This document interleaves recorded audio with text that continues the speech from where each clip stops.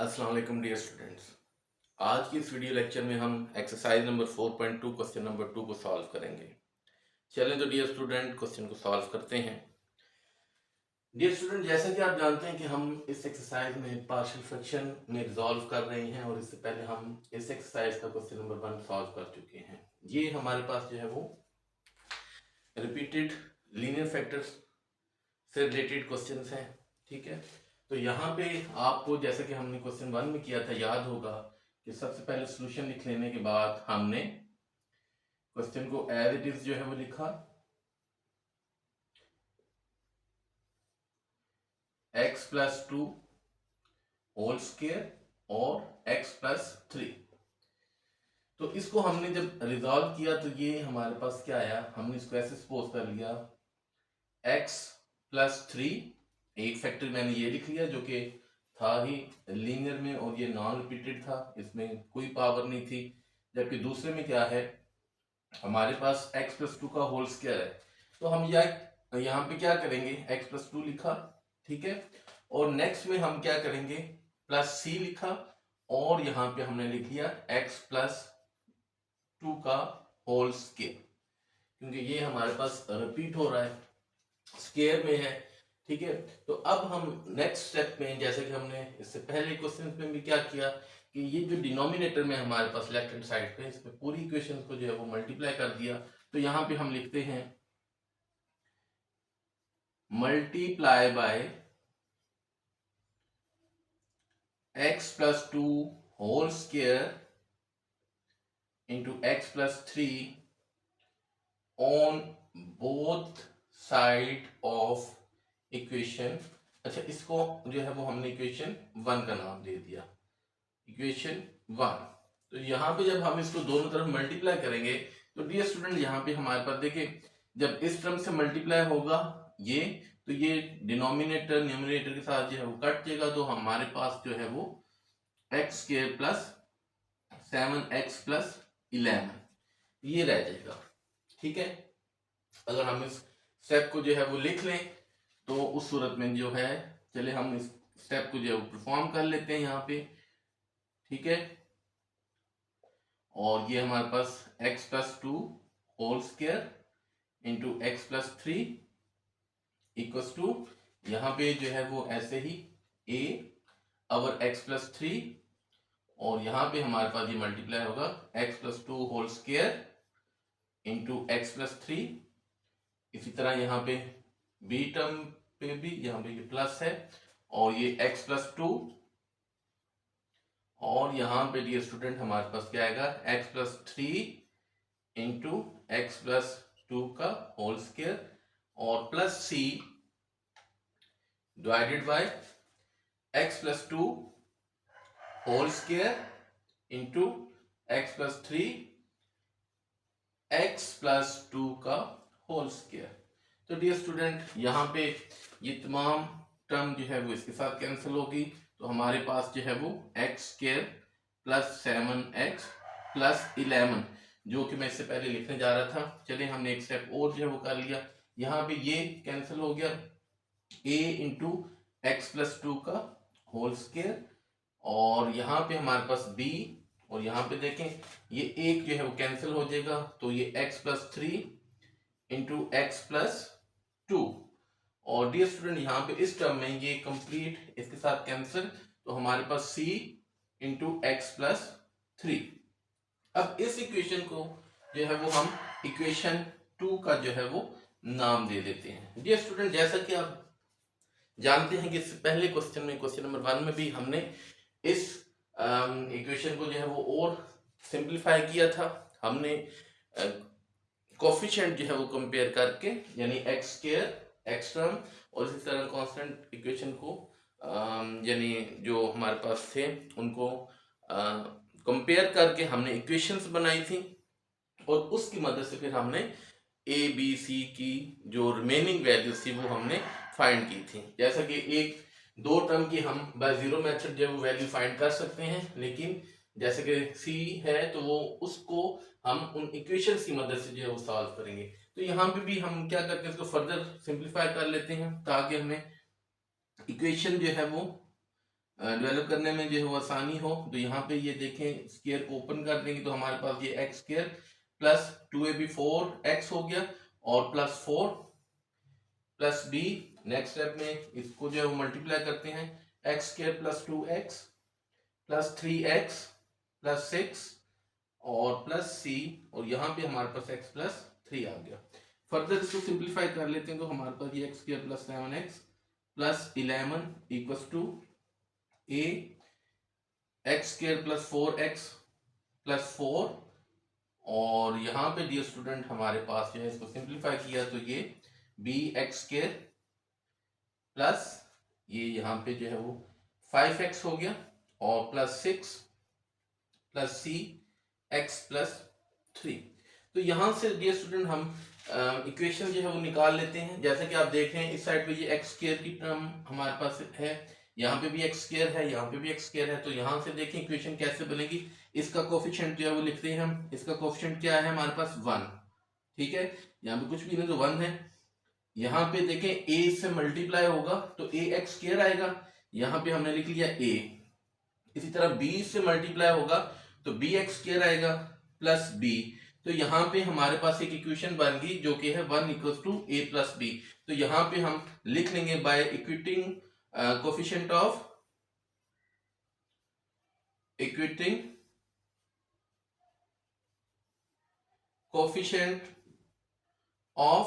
Square, ठीक है, यहाँ फिर हम बाय कंपेयर में लिख सकते हैं। इसी तरह अब एक्स स्क्वायर के जो है वो कोफिशिएंट को कंपेयर करते हैं। डियर स्टूडेंट यहाँ पे आप देखें एक्स टर्म के साथ जो कोफिशिएंट है वो 7, यहाँ पे हमने इसको 7 लिख लिया इक्वल्स टू, यहाँ पे देखें ये a इस टर्म के साथ मल्टीप्लाई होगा तो 4a आ रहा है, 4a, ठीक है। इसी तरह b इसके साथ मल्टीप्लाई होगा तो 5b हो जाएगा प्लस 5b, और यहाँ पे डियर स्टूडेंट हमारे पास प्लस c जो है वो x आ गया। तो यहाँ पे हम ऐसे लिख देते हैं by comparing equating coefficient of x।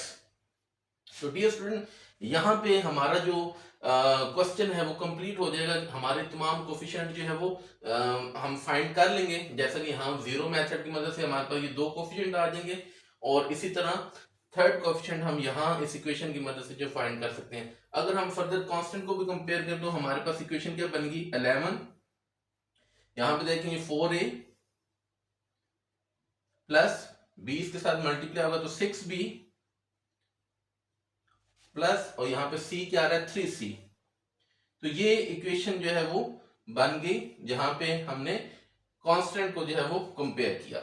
अब डियर स्टूडेंट यहाँ पे हम क्या करेंगे, यहाँ पे हम जो हमने जीरो मेथड जो है पार्ट रखा है, यहाँ पे मैं क्या करता हूं put a x plus 3 equals to 0 in equation 2, ठीक है। इक्वेशन 2 में जब ये मैं पुट करूंगा तो यहाँ पे देखें ये है हमारे पास इक्वेशन 2, तो यहाँ पे हमारे पास x की वैल्यू क्या आ रही है, सिंप्लीफाई करते हैं तो ये हमारे पास सिंप्लीफाई होके x इक्वल्स टू -3 आ गया। तो अब ये -3 हम यहाँ पे पुट करेंगे, -3 square plus 7 into -3 plus 11 equals to, dear student यहाँ पे आप देखें, यहाँ पे मैं इस स्टेप को जो छोड़ूंगा, यहाँ पे देखें हम वैल्यू पुट करेंगे a की a वाली में, तो यहाँ पे हमारे पास -3 प्लस 2 होल स्क्वायर आ गया। यहाँ पे देखिए ये हमारे पास 0 हो जाएगा, यहाँ पे जब ये -3 पुट होगा ये टर्म 0 होगी, प्रोडक्ट हो गए तमाम 0 हो गया, यहाँ पे भी ये 0 हो जाएगा। तो मैं यहाँ पे इसको b into 0 plus c into 0 short करके आगे जो है वो चलते हैं।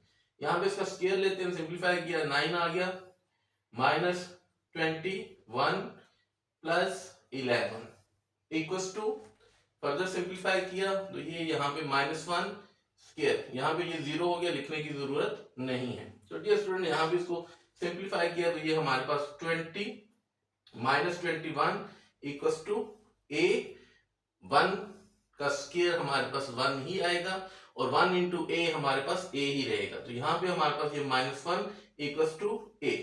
तो डियर स्टूडेंट यहाँ पे आप देख रहे हैं हमारे पास a की वैल्यू जो है वो -1 आ गई। बिल्कुल इसी तरह हम इस x प्लस 2 को इक्वल्स टू 0 पुट करेंगे, put x plus 2 equals to 0 in equation 2। तो यहाँ पे जब हम 0 पुट करेंगे तो यहाँ पे आप देखें क्या आएगा हमारे पास, x equals to -2 square plus 7 into -2 plus 11 equals to, अब यहाँ पे देखें a वाली टर्म 0 हो रही है क्योंकि -2 प्लस 2 0 होगा, ये तमाम टर्म 0 हो जाएगी। इसी तरह ये टर्म भी 0 हो जाएगी क्योंकि -2 प्लस 2 यहाँ पे है, और यहाँ पे हमारे पास c की वैल्यू आएगी -2 प्लस 3। सिंप्लीफाई करते हैं, 4 -14 प्लस 11 इक्वल्स टू, यहाँ पे डियर स्टूडेंट देखें सिंप्लीफाई करने के बाद 1 आएगा, c इंटू 1, और फर्दर सिंप्लीफाई किया हमारे पास तो ये हमारे पास 15 - 14 इक्वल्स टू c, और यहाँ पे हमारे पास c की वैल्यू जो है फर्दर सिंप्लीफाई करने के बाद हमारे पास ये आ गई। अब डियर स्टूडेंट हमारे पास a और b की वैल्यू जो फाइंड आउट जो है वो हो चुकी है। अब हम इन वैल्यू को, इनमें से कोई भी वैल्यू, अब देखें जैसे कि ये मेरे पास इक्वेशन है, इस इक्वेशन को मैं इक्वेशन 3 का नाम दे देता हूं, इस इक्वेशन को इक्वेशन 4 का, और इसको 5 का। तो अब डियर स्टूडेंट जैसा कि यहाँ पे हमें b की वैल्यू चाहिए, तो ये इक्वेशन जो है हमारे पास, put value of a, value of a in equation 3।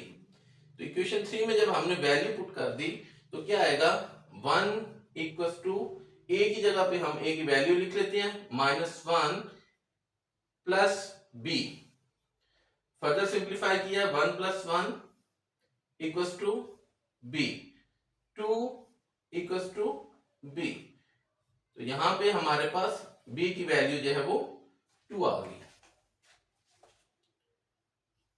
ठीक है जी स्टूडेंट, यहां तक जो है वो हमने a, b और c की वैल्यू को फाइंड जो है वो कर लिया।